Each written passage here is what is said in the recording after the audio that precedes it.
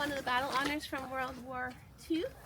If you go into our museum, which is part of the tour, like for your ticket, it's in the area that's Italy. So that was Italy in 1944. So our soldiers were mainly in Sicily, Italy, and Liberation of Holland in World War II. There was also special executive force that parachuted into before Normandy and stuff as well.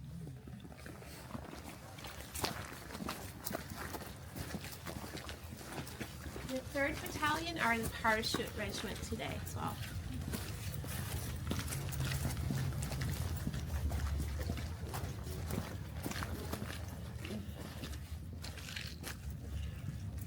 And then, so this is the outer walls here. There's a maze of walls where there's guns sticking in them.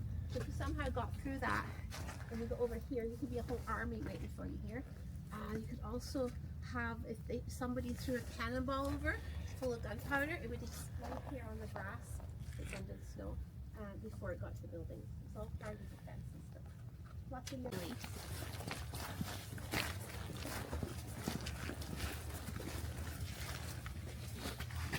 This is a Sherman tank. It's a friendship bracelet. Our soldiers were the Vandus, we'll call them. Were in when they were in World War II and the Korean War, they were matched up with tank regiments, the Ontario Tank Regiment with Major Smith, and also a French-speaking tank regiment, the 2e Régiment Blindé de Canada, the 12th Armoured Tank Regiment of Canada, that were French-speaking just like them. And so after the wars, they had been in the battlefields of Europe with the Sherman tanks, and the infantry soldiers, you know, they're helping each other out with that. And then after the wars, the 12th Armoured Tank Regiment show up here in 1973. They're like, here you go. It was good working you back in the day, a little fist bump there. So, like I say, it's a friendship bracelet. Our guy's like, yeah, finally we get to drive that all over the Citadel. Like, no, you can't. That's our thing. But good try. We gutted it. There's nothing in it. It's going to sit there. He super glued it shut. I'm like, oh, okay. So it's not functional anymore. No. It was used for training here in Canada. It's an American design with the Firefly. It's a British gun. Yeah. The Shermans were really, you could fix them really easily, like little duct tape. And if you didn't know or an experienced driver, you could still get in there and get it around. The German tanks, the Panzer and the Tiger, are very sophisticated, much more powerful. But if a learner driver got in, they could just break the whole thing. Like, we have 4 weeks to wait for the specialized mechanic to show up. So lots of them were off to the side of the road because they needed a little tweaking, whereas this, you just got the tape out and it got going. I think in Fury with Brad Pitt and Band of Brothers, that's what we have. The great movie.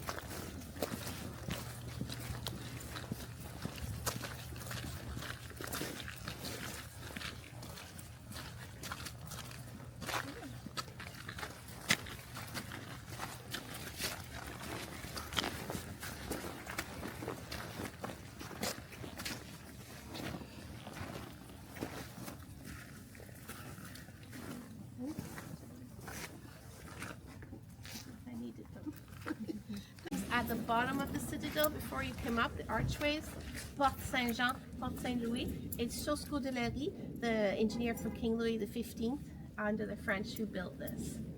And the holes in the wall are to let the gunpowder breathe, because if the gunpowder got all damp, it wasn't any good.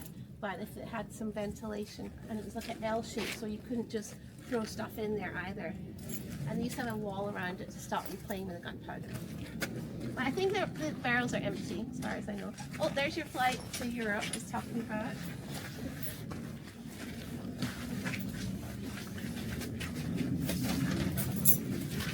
There you go. So you can take pictures in there, there's no worries. Thank you.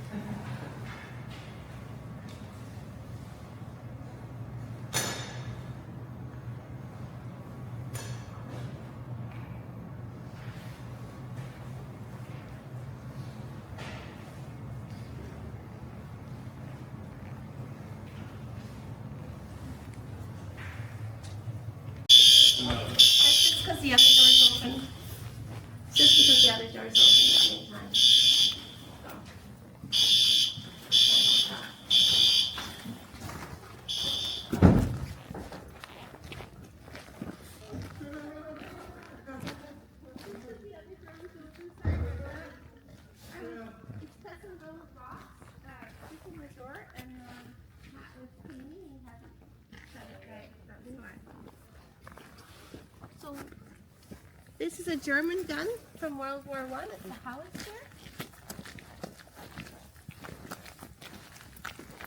It's 11.4 kilometers. It's really well made. And then the Fraser cannon up the hill there, that's the one that shoots 5.4 kilometers. It takes 50 pounds of gunpowder, 22.5 kilos of gunpowder. It was just shot once in 1905 when it arrived here. Like, let's try it out while it's still under guarantee. So it was before we had icebreakers on the St. Lawrence River. So when they shot it, the cannon shot hit the ice and then boom, hit a house in Sillery. That's our posh neighborhood. That's all we know. Tiny news article, no other information, and the only time it was shot. So we're going under one of the star points. There's 5 star points. The cannons can't see everything, so there's a shooting gallery to help them what they can't see.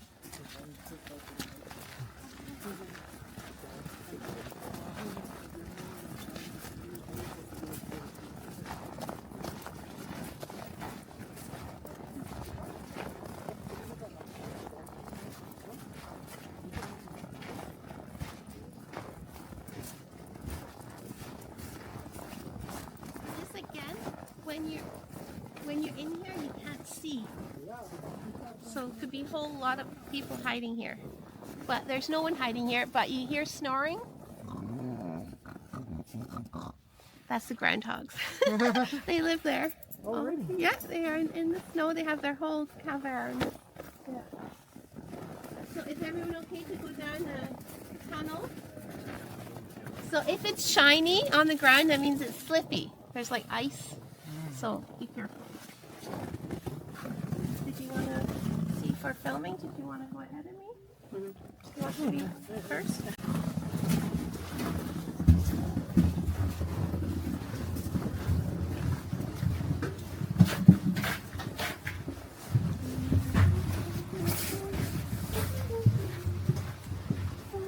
Watch there's some ice here in the middle. You can hold on to the walls. More ice there.